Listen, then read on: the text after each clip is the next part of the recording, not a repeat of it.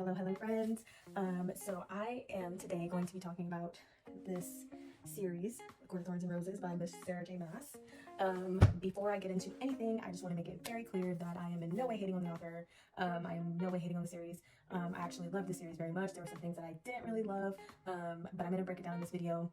What I think about each of the characters, what I think about the plot, and overall just kind of like how I felt while I was reading it. So overall, I gave the series a 3.7. Starting with the first book, I gave it a 4.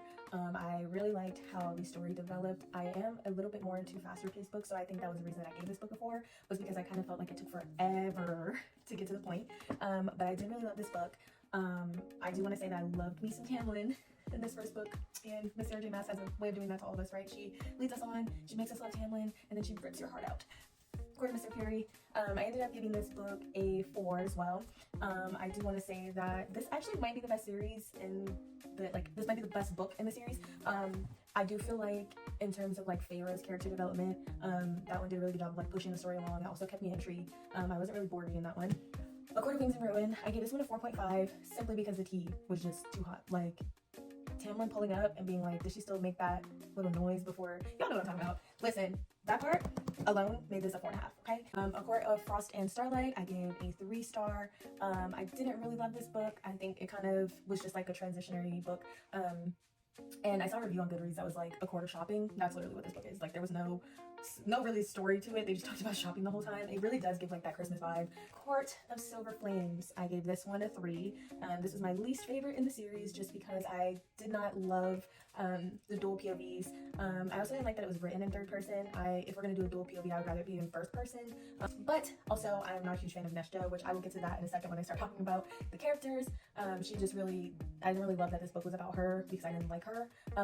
So yeah, that one was a 3. Like, you know, like I feel like we kind of took forever to get to the point, like from point A in book 1, where it was like, you know, she killed this wolf, to point C in book 3 where they're at war. And I understand these things take time, right? But like it just took a long time for the world building to happen. I also am not a huge fan that Sarah J. Maas waits until the last like 10 chapters of the book to actually like get to the point. I'm one of those people like, you gotta pull me in real quick, rein me in. But if you don't, then you know, it was really hard for me to like push through that first book. I had to read it like 3 times, or at least try to read it 3 times before it actually stuck. I didn't love the toes curling, and I didn't love the her bowels turned watery. More terms that kind of irritated me were like calls to like, I just feel like it repeated multiple times, like within the same chapter. I was like, okay, we get the point. Her use of the word mate, like, yeah, we get it. We totally get it. Rhysand's your mate. We can't take that away from you. We might want to, but we can't take that away from you. So like, there's no need to call him your mate every 5-6 pages. But there were some phrases that I'm like, okay, we get it, Bookie. And yeah, just like all in all, that's what made this series a 3.7. Like it was interesting enough for me to get through it. It was interesting enough for me to like.